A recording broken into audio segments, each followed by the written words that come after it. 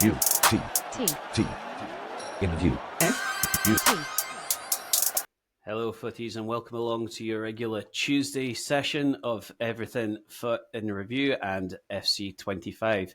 I'm Nathan. I've just found out that I have access to all these really cool music and extra bits, so if I get a bit carried away, my apologies in advance, but I am delighted, as always on a Tuesday, or as nearly always on a Tuesday, to be joined by my very good friend, Shaq. Shaq, how are you doing? I'm doing fabulous. Thank you very much. And it was amazing to start off with the Food and Review theme song. It just kind of gets you revved up to go. It's good. Hopefully we can we haven't peaked too soon and we can keep it going throughout. That's right. We got plenty to get onto today. We've obviously kind of got to go over the patch that was released last week, which was touched on. Team of the Year has officially started rolling and gathering momentum as we speak. But before we get into all that, Shaq, how has your week in FUT been since we last spoke last Tuesday?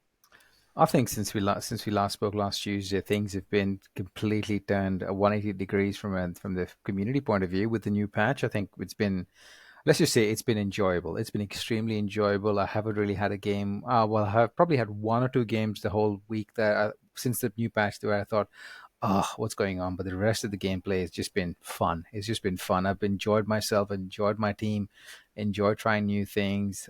It's lovely to see everyone positive. It's a really positive thing to see everyone positive, I guess. Yeah, absolutely. The patch, to be fair, on social certainly seems to have divided opinion, which we'll get into. I mean, my week, you and Dan will be well aware. I've had a very up and down few days. It appears that by taking advantage of these Evos released, I have been market banned for the rest of the game. So I've been hacked off. I'd got a nice, my tally was up to 4.4 mil. I had some plans, so it's changed the way I felt. I had a wee bit of a downer after it. I've appealed it, and they're like, no, not budging. So I'm a bit hacked off at that. I'm trying to keep this, PG. But last night I got a wee pick me up. Opened because I can't do anything with my coins. I decided to open a store pack, and I finally got. Well, I say finally, we've only just started, but I've got a Team of the Year rating, so I'm, that's kind of reinvigorated me a little bit. So I'm feeling a bit better about the game. But we'll move on. So first things first, what was your initial thought on the patch? But when you played your first maybe 5 games or so, like, what did you think? Was it massively different? Did you love it? Did you hate it? How did it go? I think from one of the things I struggled, I think, you believe it or not, I was sending John Foot coaching messages during the week last week. I think straight after the pod last weekend, last Tuesday, I sent him a message stating that I'm struggling with the game. I really need to get in together to have a session just to understand where I'm going wrong, because I just couldn't understand what I was doing, because I kept manually defending. I kept doing my kind of game style, which is slightly, I think, one of the things I struggle with is John's always mentioned that whenever you look at John play or even Dan play, is nice and slow and controlled. I think Dan's a bit of a hybrid, but John's extremely slow. So I want to do that. I never could. And I think in the previous version of the game, it was better if you could be nice and controlled in attack and very, very control, but also using a lot of AI with your defending, which I like to be manually defending. I like to be aggressive in the tackle. I just couldn't do that. I just kept getting my backside handed to me. But this particular patch, I'm sure I'm not great at defending, but I know I can score. So even if I get 5 goals down, I know I can win 6-5, and that's just fun. That's just what the game's supposed to be. Yeah, absolutely. I mean, from my experience and again looking at socials, like, you do see lots of people seem to be enjoying. A lot of games you seem to be high scoring, which is great. In the past we've plugged Adams what is it, 4-2-1-3. Yep. We said it was only for friendlies because it was a bit too aggressive, but we've had that experience, and just before that patch came out, we saw it kind of getting picked up a little bit more. I think a couple of pros used it in the open tournament. It was starting to pick up the hype train. I hadn't changed to it, but having played for it a bit in friendlies, you got that advantage. And as soon as this patch came in, pace kind of turned into king, especially for the first 2 or 3 days of the patch. Still, people really sussed it out. It was just running riot. It was so much fun. I don't know whether you've experienced the same. Obviously, different continent, different matchups. Formations have tweaked a little bit again. We are seeing some more conservative formations, I think. 4-4-2, even the 4-2-3-1, kind of people sitting in that little bit. I think it's made people a little bit scared to especially to pull out the fullbacks, because the wings seem to be vital just now. I don't know if you've had that experience too. I haven't really noticed tremendously, but I've noticed a lot of people. The people that I'm playing in Div 3, or even in Champs, I think it was quite ping pongy sort of gameplay in the sense that if I'm attacking, they're attacking literally next second, and it was almost, but it didn't feel out of place. It didn't really feel glitchy, or it didn't feel weird. It all felt pretty organic, which was probably the best part for me. It didn't feel like I just have to be careful about getting counted on. It's just part of the game. For example, if I screw up and my whole team is fully attacking, I probably have to sort out what do I do with my defenders to ensure that I don't really cut myself thin. And it was almost things like if you're manually defending, I'm learning, I'm trying my best not to move my centre backs out of the central zone and trying to keep them close to the goal as close to the center of the pitch as much as possible and keeping my fullbacks nice and tucked in and not really stretching out too much. And that's really been helping. But again, having said that, every now and then I get excited to try and tackle and I probably mistime my tackle and it's a goal. It's fine. I'm enjoying that part, to be honest. Yeah, I mean, kudos to EA because we said straight away it looks like it was going to be potentially the biggest patch. I think they've called it the biggest live tuning they've ever done. And to be fair, it does feel like a different game. And for all their flaws and all the times we criticise them, I think they've got this pretty spot on. And it has driven a bit of a skill gap, but like you say, the defending is a lot harder. So you can't just rely on your defenders now because the attack, I don't know whether it's the defending's been nerfed or the attacking AI's been nerfed, but there definitely seems to be a lot more space. Like we said, I like speed and pace seems to be still quite vital at the moment, which is good fun. I think when you especially in the 4-2-1-3, your central striker is such a pivotal part. The amount of times you can get the ball into him and bounce passes back, like the passing nerf as well. Like I love the passing nerf. Like it feels like it's a lot more accurate. Passes on the whole are going where you want. Driven passes are tremendous. Like I think it's now turned into the game that we kind of hoped for right at the start. We have said it's a bit of an unfinished game right through, but I think finally now they actually seem to be hitting it on the head. And there's still things that can be improved, obviously, and you can't make one game that makes everybody happy. But I think this patch is definitely, it's not just one step, it's three giant leaps in the right direction. Absolutely. I think, look, we always criticize EA for when they do things wrong. I think it's fair due for us to actually try and acknowledge the effort that they've done. I know a lot of people are going to say should never have been released. It should have been done on day dot, and things should have happened. Yeah, completely understand that argument, but also the fact that they've actually acknowledged the issues and tried to correct it before leaving it for another whole game cycle. That's a GG for me. I'm happy, and we're all happy. I think the community as a whole before Team of the Year. I think honestly, as a community, I think this is bigger than I think Team of the Year as a promo. I think the patch is finally. I don't think we need to be disheartened about not backing a Team of the Year because our existing teams suddenly feel like brand new players. Like I'm using the same team that I was using pre-patch, and some of the players feel like brand new players that I've never used before. So it's amazing.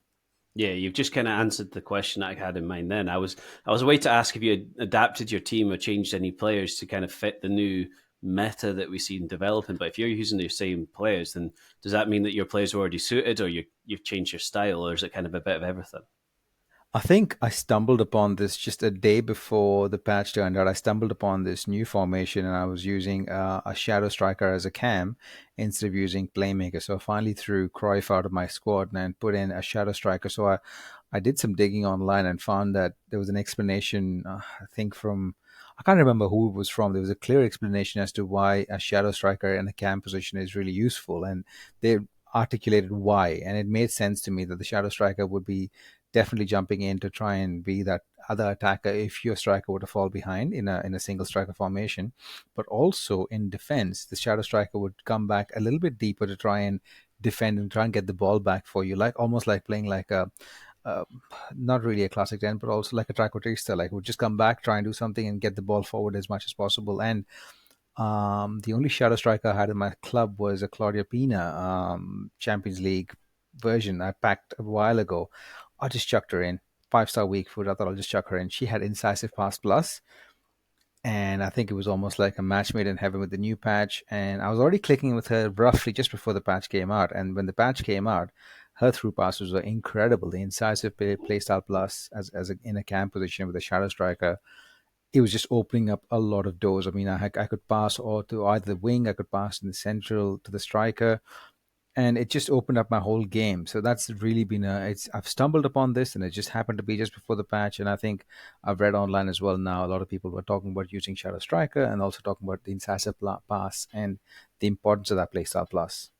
No, that's really good. I mean, I was using Del Piero just because he had finesse shots. So if you picked up those areas at the edge of the box, you could do it. And to be fair, like they have nerfed finesses from outside the box a little bit. They're still really powerful, and it's not like it's useless at all. But it's not quite like before because he had his 5-star weak foot, I think. So you could literally just get a little bit of space and you'd be banging at top corner. So now you have to think about it a bit more. And one of the questions we've got, which we'll talk about, is the Zidane Evo. But I've done him and I've thrown him in. And he just plays differently. He's probably the best version of Zidane that I've used, especially for the state of the game that we're in just now. Obviously it's not all 99s and 98s, so that's a kudos. So like I say, we'll get onto him. But no, I think it's been really, really positive. I'm really happy with it. Hopefully they don't just sit back and leave this as kind of like what they've done, and they're not going to touch it again, because I'm sure we'll find little things as the year goes on as well that may need tweaking as well. But it seems very balanced just now, and I'm really happy. I think there's a little bit of there's a little nervous twitch that I constantly have, is because I'm worried that we're all in this honeymoon phase because we've come from like this abusive relationship with the game that it's suddenly gone to such a positive stance that I hope it's real. I hope we're all feeling the positivity because the game is actually good in the way we wanted to play, and not really a flash in the pan where it's amazing. As any new game comes through, the first 2 weeks seem new and we don't really know what the meta or whatever it is. Everyone's trying to figure out what they want to do, and suddenly you get the meta videos and you have the age-old Crassy's videos coming through and Team Hullet saying this is what the new patch does, and everyone goes back to a 5-back formation to stack up backline. I don't know. I'm just hoping that we stay in this state for the rest of the game cycle and everyone stays positive and we get to play the way we want to play, and the game feels, it's about the feeling. The game feels good. The game feels positive. The community feels positive. I just wanted to stay in this state because I don't want to go back to how it was last week. I don't think I can handle that negativity anymore, and the frustrating gameplay. I can't deal with that anymore. Yeah, absolutely. So here's looking forward, but well done so far to EA on this big patch anyway. But Shaq, it's probably time. I know most people will be listening to our pod and obviously FC25 pods, because the main talking point at the moment is Team of the Year. We've already had the attackers out. They've kind of been in packs and then they've been away, obviously, because they do the phase release. We're now currently in midfield. Have you, first things first, how did you get a sniff of any attacker? Was there anything that you kind of thought you're going to pick up? Is there anyone you're watching just now in the midfielders? I did at one point in time when Lauren James was extinct at the start of when the game just when Team of the Year just released. I really wanted to snipe one, and I was a bit bummed that I just couldn't. And I obviously just couldn't snipe her and never ended up sniping her, and her price range went up. Same, I think everyone looked at that, and when Reinders was extinct yesterday, I think a lot of people tried the same thing as well. Obviously, I just couldn't snipe a Reinders. But having said that, I really do want to try Lauren James. I don't have the coins right now because my coins are tied up with trying to use R9. So I don't really have any liquid coins. I don't have as many coins as I would like to have at this point in time to try Lauren James. But Lauren James is definitely a card I really, really, really want to try. I mean, of course, I do want to try the Alexia as well as the Bon Marty cards, but they're a bit out of the price range for now, at least. So I'll get to them eventually. But Lauren James is a card that I'm super excited to try. Yeah, absolutely. I've just done that the Team of the Year Cup. It took me about an hour to do, so it wasn't too painful. But I used my lone Team of the Year Mbappe up front, and my word, like what a card! Him with his power shot is just crazy. If he gets that space for the power shot, it's game over. And especially when it's golden goal, it's tremendous. So that is good. Writing obviously feels very nice, but it's a very limited gameplay in friendlies. So obviously I can't pick anybody up now, so I'm relying purely on pack luck. But I think one of the things that I've noticed is the pricing. Obviously you're our resident FUT In review market expert, Shaq. Just wanted to touch on some of the pricing, because some of the prices, like you say, Pates, I think was about 7 mil last I looked. but then you've got Palmer, Wrighton that are only sort of 2.4, 2.5. What do you think's the reason behind this? Are these cards, they're not going to be readily packable, don't get me wrong, but are we seeing a few more Team of the Years being packed? Is it because we've had Evos, again, another subject we'll touch on sooner, or is it just because there's not so much demand for these type of players? Like, why? What do you think behind these sort of? It's not even a pricing strategy, but just how the market sees certain cards, and especially with Team of the Year, you're used to them, especially before full release being, really high, and they'll obviously coming down once they're in packs a little bit. I think you made a very astute observation just before we started recording about the fact that how some of the Evos are probably having an impact on some some of the Team of the Year cards prices, and I think you're onto something there because I think we were having a conversation on day one because Lauren James. Correct me if I'm wrong. When Lauren James' Team of the Season came out last year, she was about 5 or 6 million coins easy. She's roughly fluctuating around that price, and eventually she did come down. But I think for the first couple of days, she was above the 5 million mark. I should have a double check and just to confirm. But anyway, and you would expect this Lauren James to be around that price as well. Cole Palmer, I was just about to say Cole Palmer. Cole Palmer is another player that you would expect it to be in the 4 to 5 million. He seems to be packed fairly heavily, and I think a lot of people I know have actually lost some money trying to invest into Cole Palmer. That's a separate thing. And Wrighton's the other one, but Wrighton I think you can discount with the fact that she was extinct for a while and then she shot up. She could still go up, but I think these three, what do they have in common? They seem to be firstly, all three are wing-ish kind of players, and Cole Palmer is central, but Cole Palmer there's an evolution for Cole Palmer that can make the Cole Palmer Evo close enough to the Team of the Year. I know the Team of the Year is way better, but you can still get a 50% off discounted card for like 500k.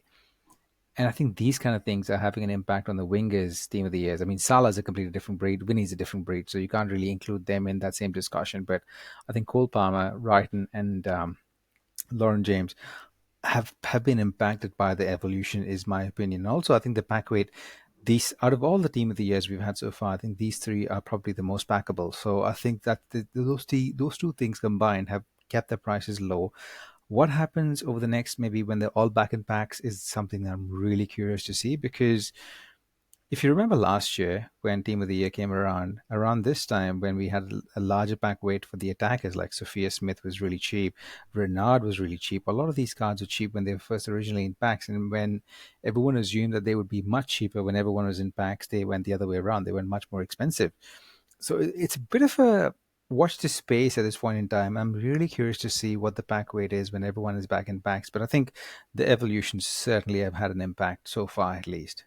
Yeah, I think out of all the players we've named, the Cole Palmer one sticks out like a sore thumb, because I think if you have his 87 in form, he's pretty much identical to the 95 Team of the Year, apart from I think his passing's 85 instead of 95, if I remember right. So it's almost the identical card, but you're 500k plus whatever. I think his inform may be extinct, but if you had that, or even the 86 goes, mighty close, because the Evos are done in such a way that the stats are almost pushed up that high. So I think you're right with that. It's going to be so interesting to see on full release if we see this weight.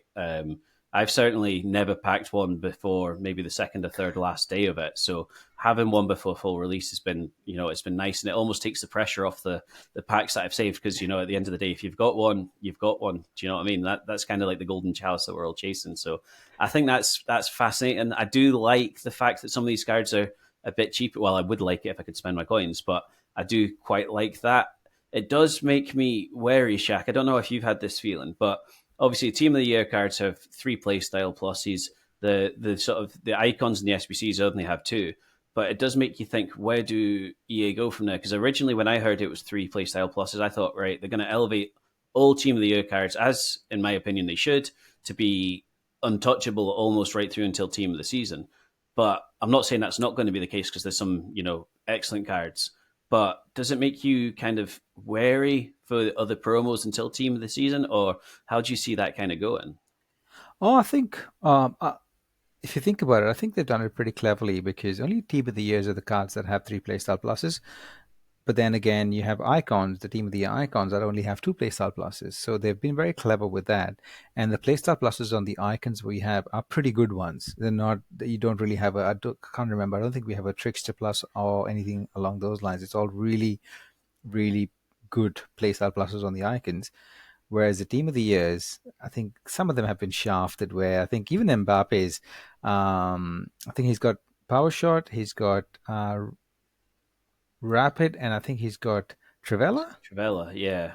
Yeah, Power shot, so rapid, and Trivela. it doesn't bode really well with me. I think that's something that I think Trivela is probably not a really not a playstyle that I really look forward to. But even a silver Trivela would do things that a gold would. Anyway, that's besides the point. But basically, none of the team of the years have really all 3 meta playstyles.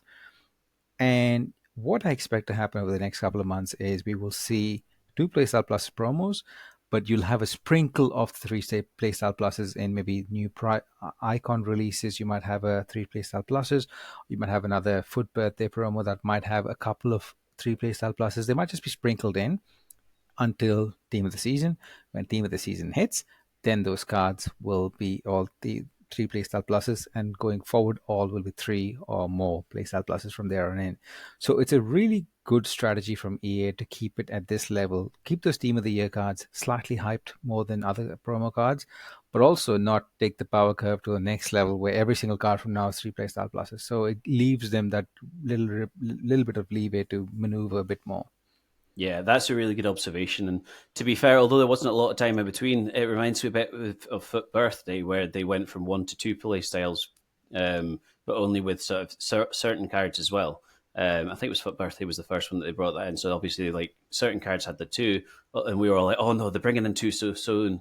Blah blah blah, and all of a sudden it was like, "Oh, there's only a handful that have that, and the Yeah, rest kind of don't." And like you said, the play styles in those cards weren't always the ones that you'd expect certain cards to have. So I think you're right. I think they're obviously trying to do something to make Team of the Year a little bit better, because I think last year they went obsolete fairly quickly. Obviously, the top ones are always going to see you through. And to be fair, I mean, you saw gold Mbappe still in May last time. So not saying these cards are they might not ever be bad cards per se, but they may get overtaken. So I think it's fascinating.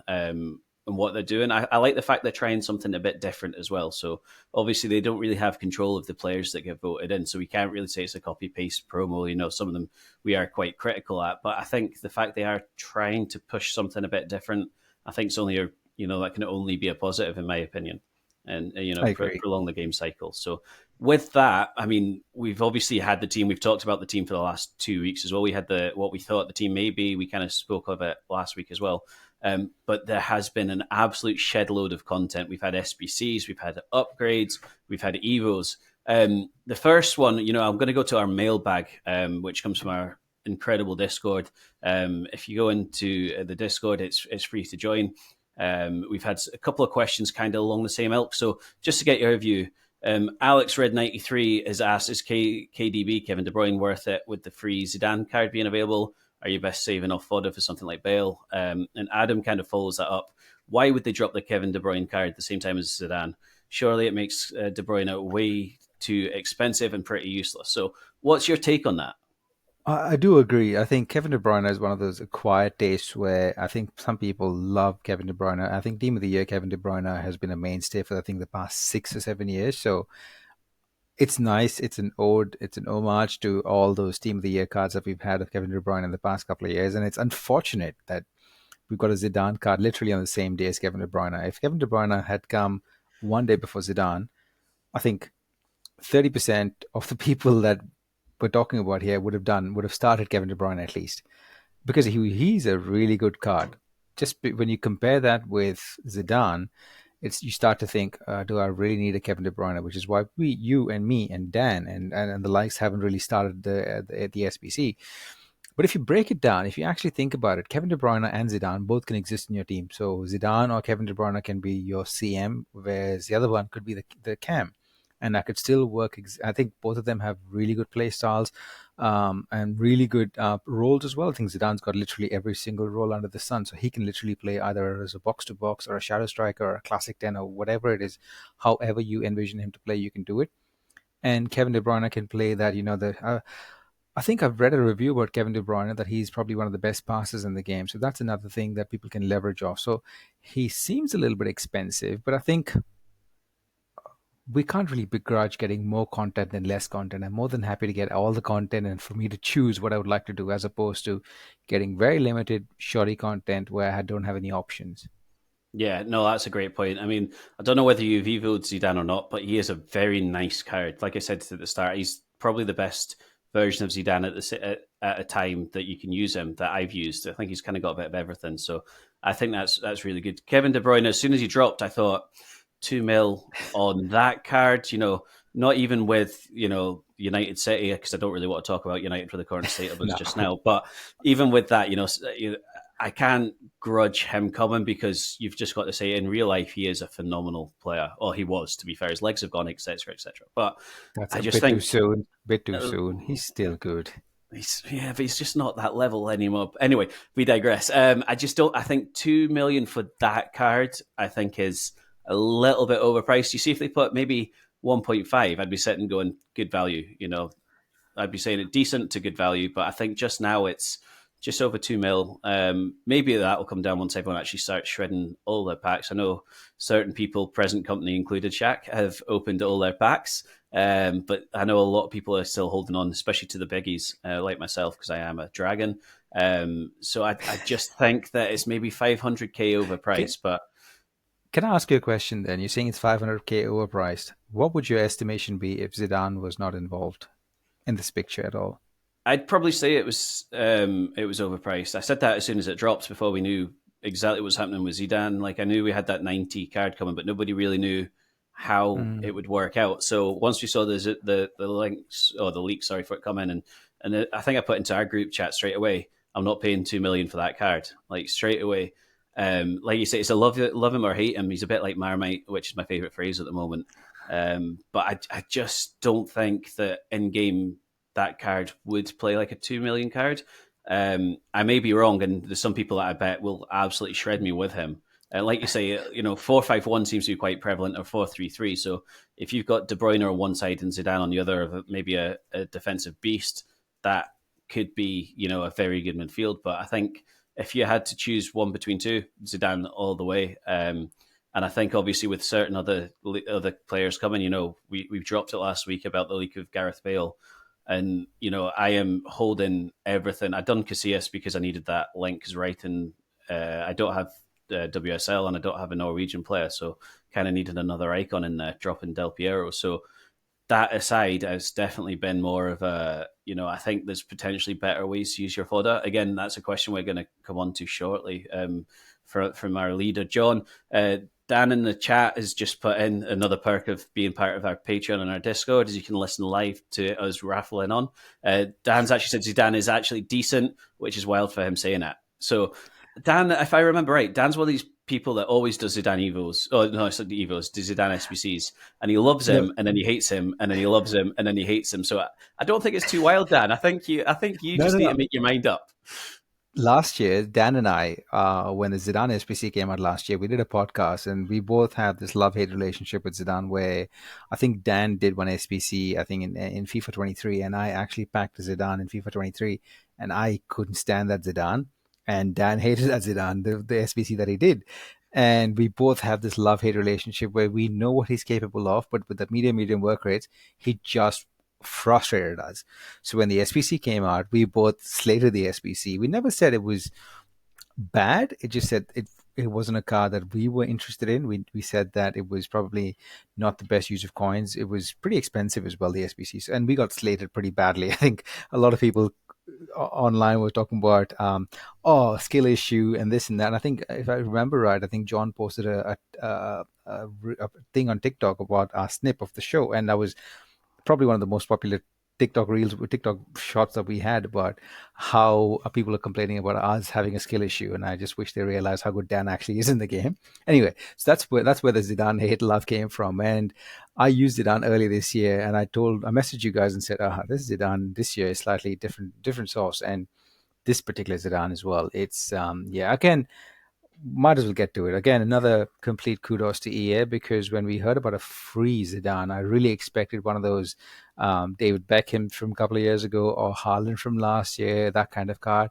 Even the Jude card this year was way better than those cards. So I just thought it was going to be along those lines where we have an 87 or 86 rated Zidane who's good, but good for maybe the brand new people into FIFA, but to EAFC rather. But this Zidane, I think this is on the market. This 94 rated Zidane would be at least a 2 to 3 million coin card. So complete kudos to EA. Like really, really, really, anyone that dislikes EA for doing this, I mean, the only people that can begrudge EA are the people that either pack Zidane or had a tradable Zidane in their club. Those are the only people that can begrudge this decision by EA. Otherwise, anyone else, what are you hating on about? This is brilliant. Yeah, absolutely. And I think you've hit the nail on the head then when you said about the work rates. The work rates are always a biggie in the last however many years of FIFA. So I think getting rid of the work rates actually makes the game a bit more enjoyable because you know that your players are going to, get into positions a bit better. So that's great. Touching, sort of carrying on the trend of the content, we've had a few player SBCs. Probably most notably last night we had honourable mentions. I'm going to let you pronounce her, Shaq, but Selma Paraluelo. Aye, that Paraluelo. one. So, I mean, I think EA have something on her because, again, I think she's been done a little bit dirty. I think the card should be up there with some of the better ones, to be honest. I think that she's a nominee for the Women's Ballon d'Or. I think a gold card was, pretty much useless apart from you exploiting the speed.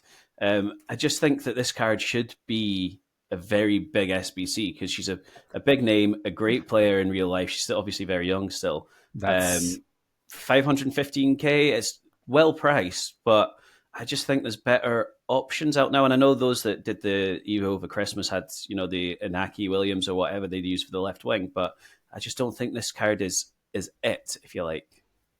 I think I think after the last conversation we had, I went and did a little bit more digging with Selma and noticed that she was really hyped even in the Women's World Cup as a youngster coming through. So she's very young. I think she's 20 or 21 years old only.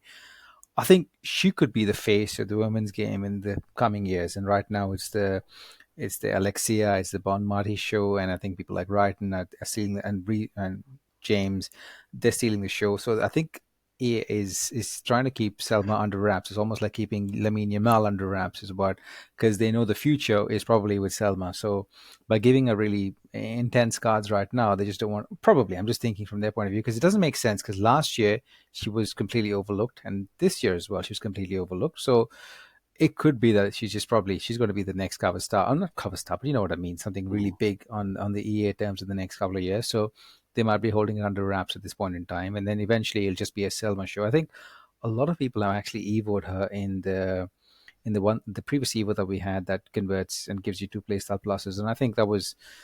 Yes, she's a really really good kind of face that the Avalanche Evo with Selma. Oh my goodness, she's a really hard one to face.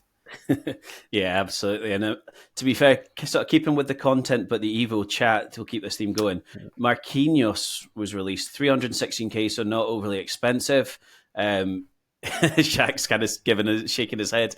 In yesteryear, Marquinhos was obviously the defender to have along with sort of Virgil.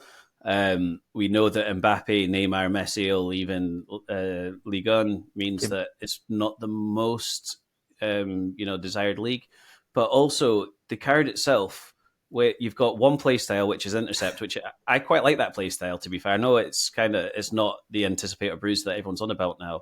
I think it's a decent priced sort of SBC, but I just think this card is already potentially behind the curve when you've got some of the defenders in pack. You get that free Kanate from SP last season, the John Stones SBC, and obviously we've got this major Team of the Year Evo ongoing at the moment, which if you do that Team of the Year Evo, although at the moment it'll be a 90 against the 91 rated, it's just so much better. So better in my opinion.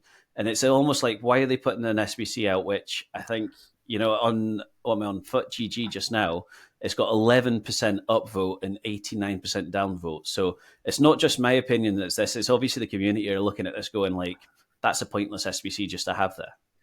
The only question I have, which I haven't really checked, is does that Marquinhos fit into that evolution that we're doing with the centre backs?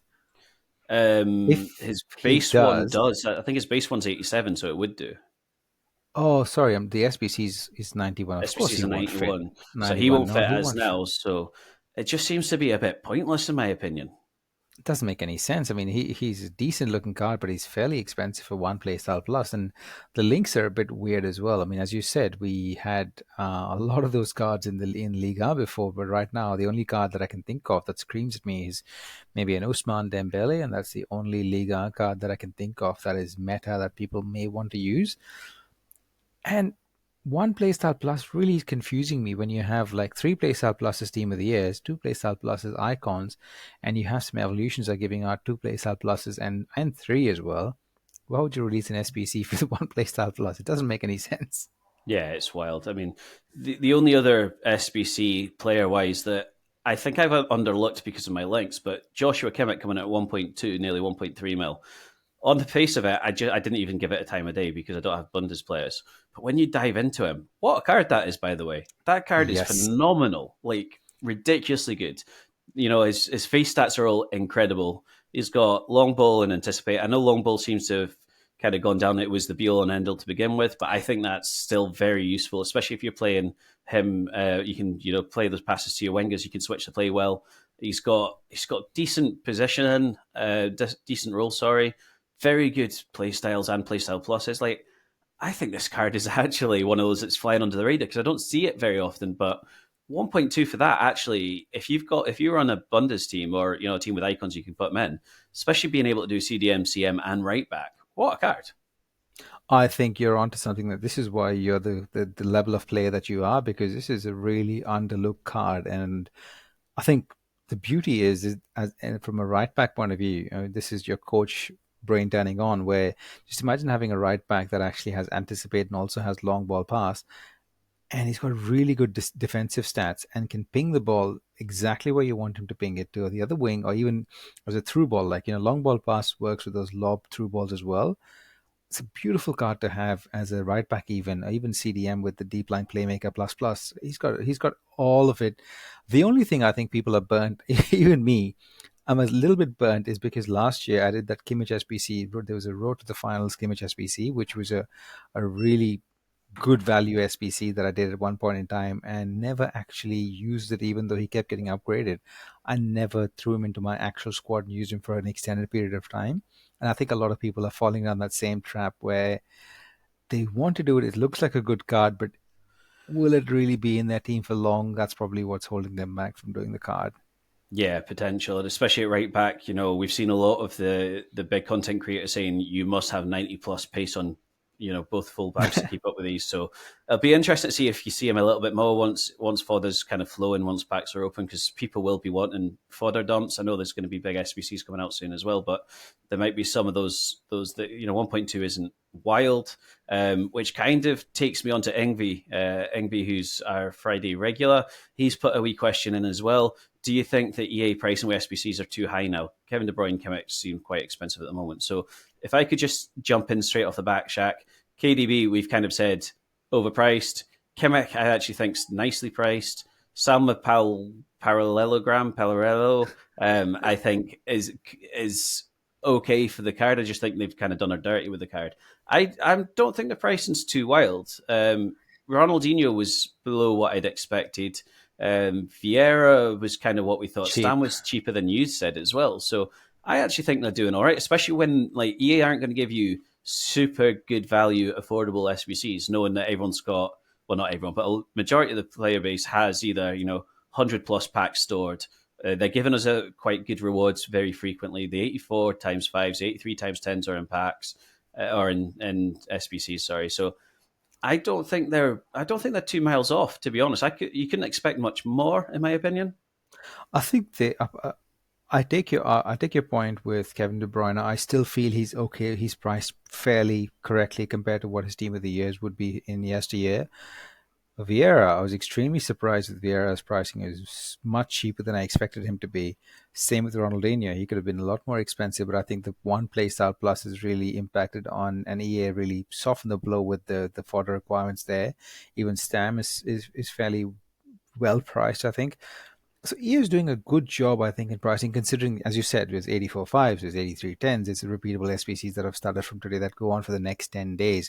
If they throw in exchanges in the mix as well, oh, we are laughing. If they throw in exchanges maybe on Friday, I think we're in for a week of our lives from Friday onwards with exchanges and all these SBCs available, and the Welshman that's due to come out as well. I think with his pricing will probably be that'll be the catalyst to see whether we've actually got a brilliant promo ahead of us or whether we've got a promo that we actually have to grind a lot to get all the things done. Yeah, I mean, my initial thoughts are it's going to be a mix. I think Bale's going to be pretty high.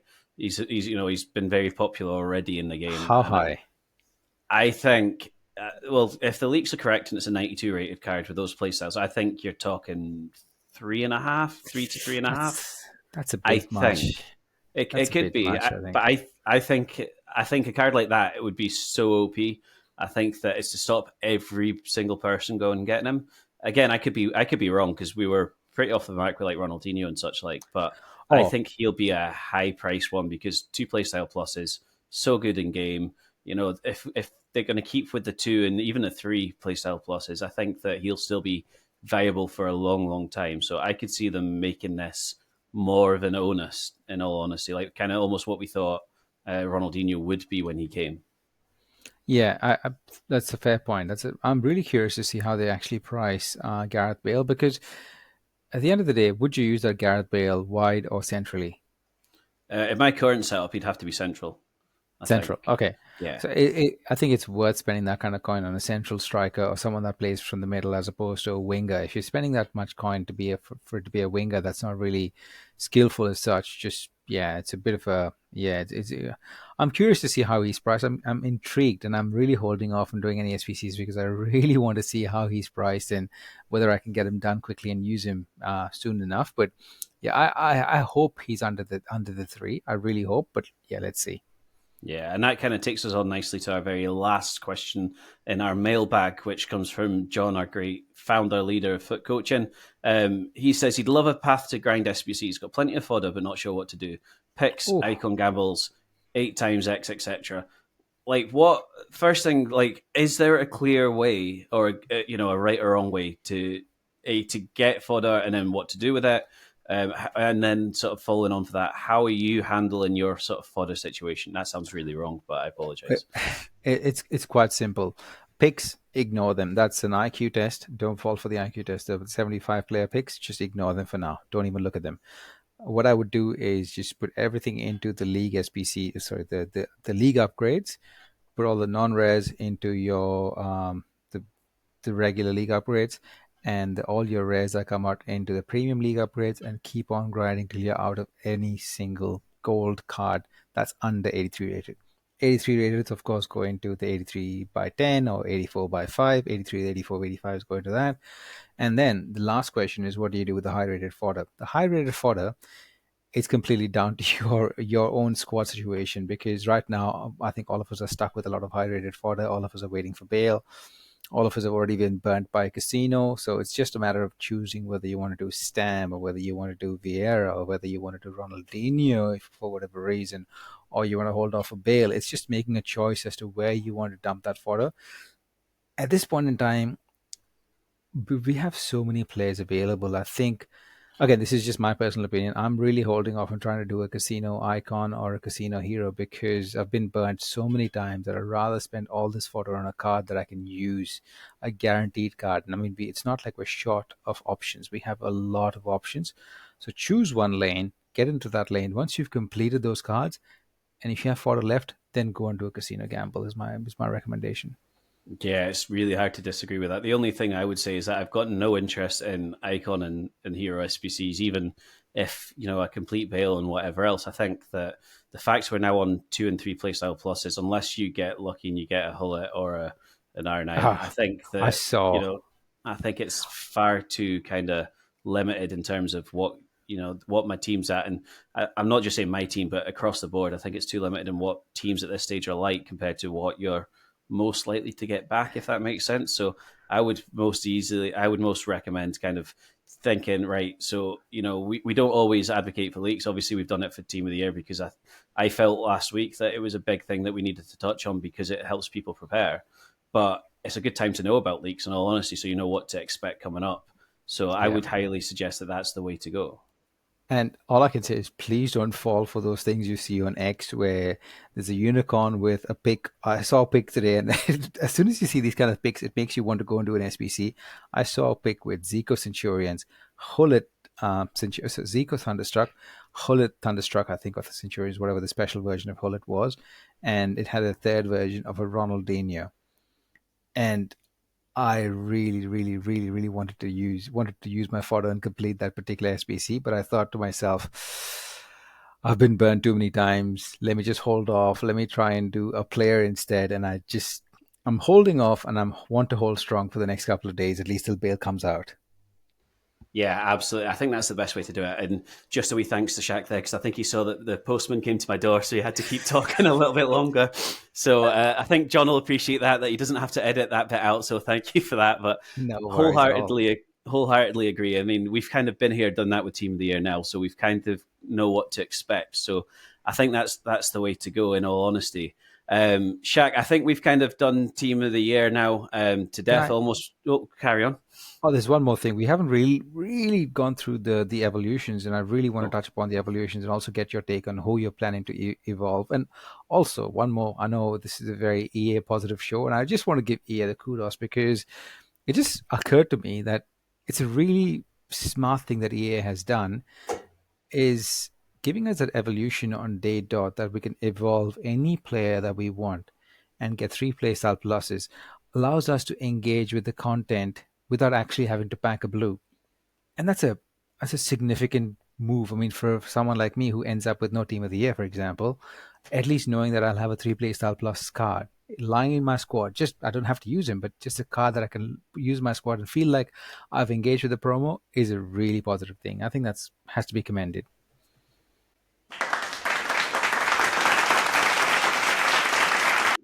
Sorry, I told you I've found the special effects. No, I think you're right. I think people seem to get disheartened, and a lot of people that put a lot of time and effort and even their own money into Team of the Year, if you don't get one, a lot of people sort of disengage. So I think you're right.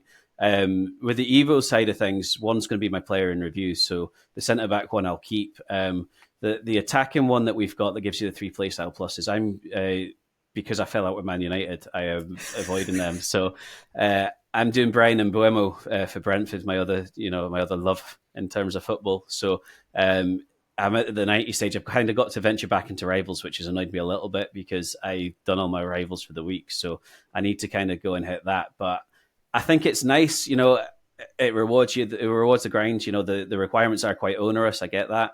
But you also get very good cards at the end of it. And like you say, it's so nice being able to take players from clubs that, like Mbuemo's had, I think he's got an 83 Team of the Week, and he's got an 87, probably like he's right back to his best position in that. But it's nice having these players that would never really hit those heights, especially at this time of year. So, I mean, I think that's great. Shaq, have you kind of looked at, have you started it, or are you doing it? When it first came out, I really wanted to do a Man United player, and then the way we've been playing, I've been so disassociated with our own club that I've just gone ahead and I've decided that I have a Ousmane Dembele evolution that I've already done before that I will Evo again. So I'm really, really, I love that card. I'm Rather than raging because there's using, no boo. I was going to boo you for going pure meta, but there isn't a boo boo sound. No, I totally have get you that. These cards are have you used so that meta for card a though? reason. No, I've Have you not used used it? any Dembele this year. So I've actually evoed a particular Dembele that had him at 85 shooting, and his skills from a cam are ridiculous. I mean, it just is so good to skill with him and get away. I think he was really good in the previous version of the game. That in this version of the game, I'm purposely not using him till I evo him, and I'm just he's gonna be my super sub that just comes in and just wreaks havoc. So yeah, I'm really looking forward to evolving him. It sucks that I'm not doing my own club players, but our club is just giving me such heartache that I just want to be away from them as much as possible. Yeah, absolutely. Well, that's why I kind of deferred over to Brentford. But it's quite nice as well because it makes non-meta players meta as well as the nice play styles that they're given. Obviously, you need to check if they've got a playstyle plus already because they keep one of them. And I think that usually replaces the finesse shot, which I think is, Yeah. especially if you plan to have him as a winger, I like the finesse plus, especially in Burmo cutting inside. So I think that's quite cool. I've not spoken to John talking foot, but hopefully that means that he can get one of his St. Johnstone players up to a good level as well, if that's the way he goes. Because I know he's dying to get a good St. Johnstone player in the game. So hopefully for the fans of these clubs can kind of have a bit more enjoyment and see where Dan takes it as well, because his Red and Evo side is already going really well. So it's fascinating. I find it really interesting. You're right to kind of to give them the kudos and the plaudits for it, because I think it's a good thing that they've done. And like you say, your team's not going to get left behind between that and the centre back Evo. And have you started the centre back one at all? No, I'm actually giving it a break to see what exactly happens with the actual trajectory of all those Evos that come through, and then just jump in and get it all done. At this point in time, I think it is a logical reason why I want to do the Evo to Varane, because I did the SBC a while ago, and that SBC is still, and Varane, it's an end of an era card, the last club that, well, he played for Como, but he also ended up his career with Man United, basically. So it just feels like he's the last, and probably the last chance we'll have a Varane in the game. So I might stick to Varane. I know it's very meta, but yeah, he's a card I really enjoyed using. So it just gives him some more life to use for the rest of the game cycle. Yeah, absolutely. It's interesting, and for those of you who aren't aware, I think there's a logical step in how you evo these cards now. So I think there's one maybe in a daily play that comes with Anticipate Plus. So I think if you complete the shoot and evo, then the Anticipate Plus one, it means you don't get the pinged pass, which you get from the cup. So have a look around. I may be incorrect in the exact ways around it, but it's quite good to know, because I think having Anticipate for a centre back is definitely better than having ping pass for your defender. So one just to look into. Shaq, as we start wrapping up the pod for the day, I just want to go on to our section, and because it's been a few weeks since we've heard his lovely voice, I just want to play this. Player in review. Big shout out to our own Wimby Dan Wimbush there. Shaq, have you got a player for us to review just now? I do. I packed this guy back in, I can't even remember. It was one of the casinos. I think it was, yeah, I packed him and he was like a discard. He was literally a discard. And I just kept him in my club for a rainy day. And after the new patch, I just chucked him in. This is Stejani Reinders. And I think, incidentally, I saw a lot of pros using him. And that's not like I'm a pro or anything, but I just thought that if he's good enough for pros, he's certainly good enough for a lowly player like me.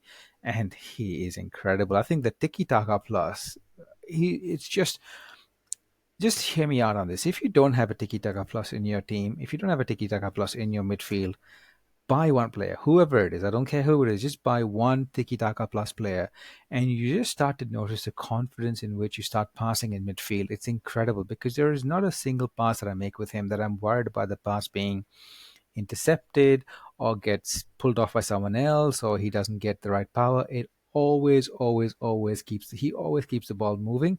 And this is why I think players like Rodri, with all those numerous play styles and a Tiki Taka Plus and the 97 defending, he's going to be an epic card. So I really think Tiki Taka Plus is massive. Reinders is beautiful. I really enjoyed using him, and I can't really see an upgrade for him, even though he's 35k. I think he's well worth the coins. He's worth 10 times that price. That's a great review. Yeah, the Tiki Taka I noticed I use in Kobe, because although we're in a terrible state, Kobe's so much fun. I like him in real life, and he's well rounded without being incredible, but he just does his job. So for my player in review, I'm going to talk about a partially evoed Dean Hoysen, who's a Bournemouth centre back. So I spent ages figuring out who to evo and who not to evo. But Hoysen's 6'5". He's young. He's Spanish in the Premier League, so he's got decent links as well. I can't remember what base evo I did, but I did something to give him intercept to begin with as well. So he's got intercept plus just now, and he has those long leg traits. So he didn't play to begin with because Stones and Kanate, but I've dropped Stones for Hoysen, and he looks tremendous already. He feels really good in game. His passing's cracked even before the passing upgrades. So really, really nice all-rounded centre-back. Once he gets his Anticipate, I can imagine him going on to just be absolutely tremendous. So that's my player in review. Obviously, it's good to wait and, like you say, see where it's going. But yeah, I just think that sometimes, looking at sort of the physicality side of things as well, because there could be a time where this crossing meta comes back in as well, and having a 6'5" centre back is always going to help. Yeah, definitely. I think having a large player in the squad really is useful. I don't know if you've come across that 6'9" Toure in Rush. Oh my God, he's a demon. If anyone who actually knows how to use that card plays against you in Rush, it's a goal every time he tries to take a header from a corner, every single time. Yeah, he's another monster. On that, Shaq, as time is fast running out, is there anything else you've got for us this week? No, I think that's pretty much it. And like I said, I just hope the positivity train keeps chugging along. I mean, it's cynical and stupid and silly of us to be positive, but hey, we just speak the truth. When it's horrible, we say it's horrible. When it's good, we say it's good. Yeah, absolutely. I think that's something that we try and do ourselves, is to try and keep it balanced. And we do have negative weeks, we have positive weeks. And to be fair to EA, the mistakes have been reduced. They're not completely out of the game, but they've been reduced. The patch has been good. The Evos are definitely a big win. And to be fair, the pack weight, and not even just in terms of team of the week, but I did a couple of the La Liga upgrades, and I was still getting 86, 87 players back from them. So it feels like the fodder pack weight at the moment is slightly higher than usual, which is nice when you've got big SBCs on the horizon. So that's a good thing. But no, sorry, carry on with you. No, exactly. I completely agree with you. If they keep the pack weight this way, and I don't end up backing a team of the year, but I have enough fodder to complete Bale and Stam and maybe another player after that, hey, I'm happy. I'm happy. I don't need to back a team of the year. You're giving me the evolution. You're giving me Zidane. I'll end up a happy customer. Absolutely. So we'll not get too carried away, because we know historically what happens with EA when they get onto something good. But if they keep it this way, then, hopefully the rest of the cycle is going to be one of, enjoyment and fun. So with that, another plug for our wonderful Discord. Again, it's picking up again. We've got Team of the Year coming. Everyone's getting excited. We've had a couple of big pulls already. Not name dropping myself, but haha. But it'd be nice to see that popping off even more. Always chat, post patch about the best, tactics and how to experience it. So I think I've just broken Shaq there. I love the fact that in the middle of my sleep, I saw you post the picture and I hearted the picture in WhatsApp, and then didn't have time to process it because of the middle of the night. And then halfway through my working day, I got into the group chat just to say, bleep you, Nate, because that was my trophy. I know. I love it. I love winding you guys up, to be fair. It's fun, because I know you guys get tilted a little bit.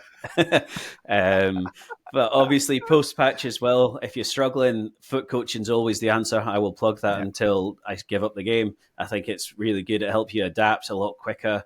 But obviously just enjoy, and hopefully we see lots and lots of blues from the community. But obviously we want a lot more blues in our Discord than anywhere else in the entire game base.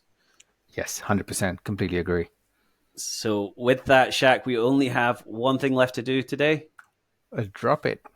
We are going to drop it. Drop it. FUT.